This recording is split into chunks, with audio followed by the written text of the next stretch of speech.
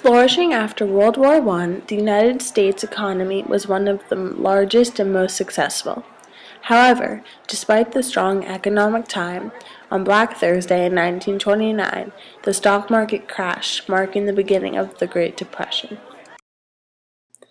At the time, Hoover was president, but Franklin D. Roosevelt was elected in 1932 with the hope he would bring back America's economy.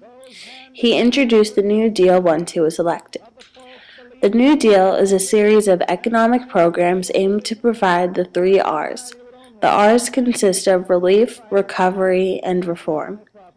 By implementing the New Deal in 1933, FDR hoped to put these 3 R's into action.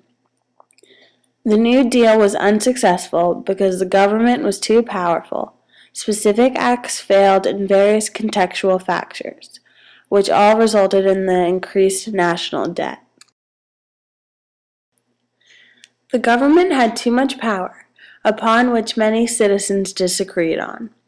They were too involved with the people's economy when they started many of the new programs. In fact, some acts and agencies were later deemed unconstitutional. The National Industrial Recovery Act was put into place in order to eliminate competition between businesses. Some of the ways that they did this was the government and industry leaders reached an agreement on prices and monopolies. A year and a half later, this act was declared unconstitutional by the Supreme Court. Another act Roosevelt put into place was the Agricultural Adjustment Act. This act taxed food processors and gave the money directly to farmers as a payment for not growing food. FDR believed that this would help the value of crops increase as a way to stimulate the economy. This was detrimental to the American population because food was more expensive for people who couldn't afford it in the first place. In 1936, the Supreme Court labeled the AAA as unconstitutional.